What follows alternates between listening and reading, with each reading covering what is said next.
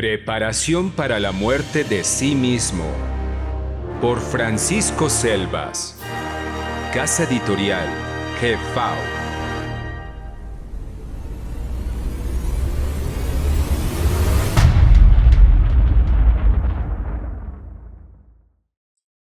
Hoy te presento Conferencia número 5. La llegada de los dioses. Un mito de los invasores. México, Distrito Federal, a 4 de agosto de 1982. La mayor parte de los historiadores e investigadores de nuestra raza han afirmado que los aztecas creían que los europeos hispanos eran dioses. Sin embargo, se observan grandes contradicciones que nos indican la falsedad de tal afirmación. Quizás esto se deba a la falta de observación o a la negligencia de no querer analizar a fondo este tema que hasta nuestros días repercute en la psiquis del moderno mexicano y del latinoamericano, ya que esta idea creada por los comentaristas invasores fue hecha con el propósito de denigrar el verdadero valor de los caballeros de Anáhuac.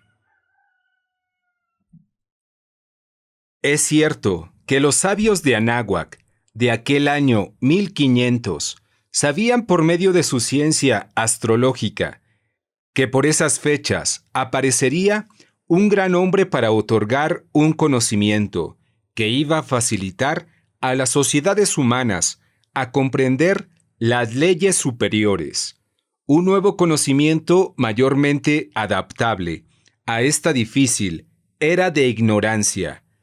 A este gran sabio se le designaba con el título de Quetzalcóatl.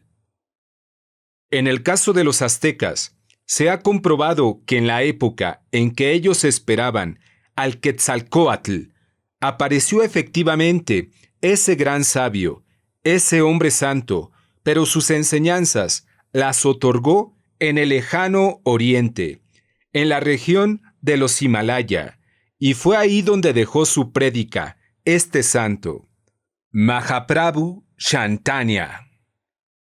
Para comprender mejor el tema anterior, recordemos que el conocimiento sagrado náhuatl fue trasladado hace muchos años al Asia y donde tuvo su origen los Vedas.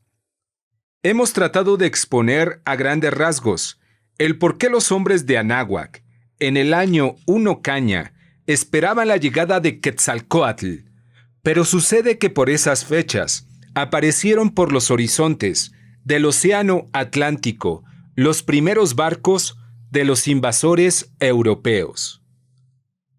Posteriormente, los invasores afirmaron, al conocer este relato, que los aztecas los habían confundido con aquel Quetzalcóatl, en sí, con dioses. Pero encontramos muchas contradicciones en este falso tema que nos hicieron creer durante muchos años. Trataremos de usar un poco la lógica y preguntémonos, ¿es posible que a un hombre que se le considera Dios se le obligue a solicitar permiso a un consejo para visitar la capital de un imperio?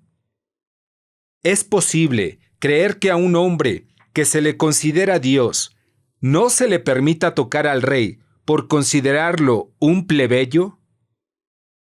Si hacemos estas interrogantes acerca de estos dos importantes temas, de los muchos que hay, es porque existe un hecho histórico que prueba que en Anáhuac el Estado se regía por un Consejo Supremo y 30 comunas. Cuando Hernán Cortés llegó a Veracruz, no fue detenido por ninguna autoridad azteca, debido a que el extranjero recurrió al consejo de esa provincia para solicitar asilo y autorización de internarse en nuestro territorio hasta la gran ciudad de México, Tenochtitlán. El gran Moctezuma al principio se opuso a la resolución dada por el consejo de aquella provincia, porque el gran emperador azteca consideró que los visitantes eran plebeyos. Otro dato importante que nos hace pensar en este denigrante ardid es cuando nos narran la primera entrevista que sostuvieran el gran emperador Moctezuma con Hernán Cortés en la calzada que hoy se denomina Pino Suárez. En este pasaje histórico, observamos el importante y curioso dato que pone en tela de juicio la mentira urdida por el invasor europeo, el de haber sido supuestamente considerados como dioses. Pues en el instante de las presentaciones, Hernán Cortés tendió la mano a la usanza europea para saludar al gran emperador Moctezuma, ademán que fue interrumpido por los poderosos brazos de los príncipes Cuitláhuac y Cacama, quienes le dijeron enérgicamente al capitán de los invasores europeos: «No le es permitido a un plebeyo tocar a un rey». Del glorioso pasado atlante tolteca resurge el valor hombre, herencia de grandeza de la noble familia mexicana. Conoce los fundamentos de la gran ciencia náhuatl, símbolo de la evolución cósmica y resultado de una recia disciplina. Adquiere la sabiduría de nuestros antiguos antepasados con el libro Preparación para la muerte de sí mismo, un libro de Lizacoatl. Algunos historiadores argumentan que los aztecas habían considerado como dioses Quetzalcóatl a los europeos desde el momento en que quemaron copal y otras esencias aromáticas al recibirlos. Al respecto, diremos que esto fue debido, como lo expuso el escritor Domingo Paredes en un simposium sobre historia de México en la ciudad de Nueva York. Los aztecas quemaron inciensos aromáticos, no porque creyeran dioses a los europeos, sino porque hedían a mugre. Y como recordaremos, todos los reyes aztecas, así como el pueblo en general, eran demasiado pulcros, ya que esto era parte de la alta cultura que habían alcanzado. En estas dos exposiciones, podemos observar la contradicción que existe en nuestra historia oficial, que fue falseada desde la caída de la gran Tenochtitlán.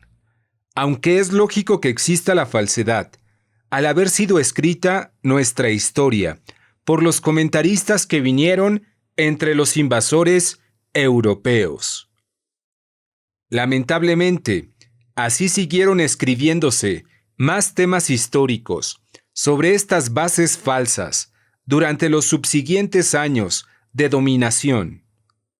Pero, para nuestra desgracia, muchos historiadores mexicanos, tanto del siglo pasado como del presente, siguieron cometiendo el error de fundamentar sus opiniones en estas falsedades históricas, sin preocuparse por analizar e investigar estas palpables contradicciones que ponen en duda la veracidad de nuestra historia.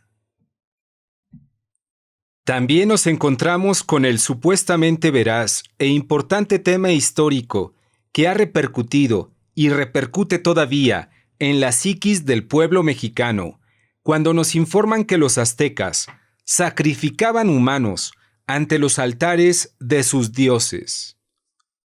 El comentarista Bernal Díaz del Castillo informó que los aztecas, durante la inauguración del Templo Mayor, erigido al dios Huitzilopochtli, sacrificaron a 20,000 hombres, sacándoles el corazón de un solo golpe con cuchillo de pedernal, y que esta ceremonia tuvo la duración de 8 días.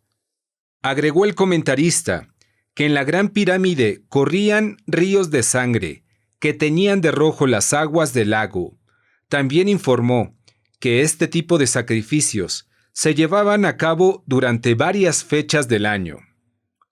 Nos preguntamos si es creíble dicha narración o fue una trama creada por los invasores europeos para denigrar y justificar la destrucción de una cultura, de un gran enemigo capaz de reunir las poblaciones de Anáhuac para repelerlos, a ese enemigo invasor que ya había asesinado a los príncipes aztecas y a las honorables familias mexicanas. Es irrisorio contemplar a nuestros modernos antropólogos, historiadores y etnólogos, así como de otras ramas, buscar entre los vestigios, centros ceremoniales y ruinas, las llamadas piedras de sacrificios, para confirmar la autenticidad de esta falsa idea. Pero a pesar de la afanosa búsqueda por parte de estos sujetos, hasta el momento no les ha sido posible encontrar esta codiciada piedra, y ante su triste fracaso, han recurrido a señalar como piedra de sacrificio cualquier piedra cuadrada que se encuentran. Respecto a lo anterior, un investigador del Instituto Nacional de Antropología e Historia, cuando se iniciaron las excavaciones del Templo Mayor, categóricamente señaló una de las piedras rectangulares que formaban parte de un piso de cantera en una de las salas de arquitectura azteca y afirmó que allí era donde sacrificaban a las víctimas en honor al dios Huitzilopochtli. Para darle mayor credibilidad a su lúcida reflexión, el susodicho sujeto explicó la forma en que los sacerdotes mexicanos tendían al individuo sobre aquella burda pieza rectangular que apenas alcanzaba a cubrir la media espalda del presunto sacrificado. Así como este caso de nuestro moderno antropólogo, nos encontramos con otros más de épocas pasadas, en su angustiosa búsqueda de querer hacer realidad lo que es falso. Afirmamos que este pasaje histórico es totalmente una invención. Es un mito creado por las enfermas mentes de aquellos invasores europeos que traían en su conciencia el cáncer de la Santa Inquisición, pues existen miles de argumentos que nos demuestran esta falsedad. Hey, ¿te gustan nuestros temas? Pues te invitamos a comprar nuestros primeros 12 artículos recopilados en el tomo número 1 de la revista Jefao por tan solo 50 pesos.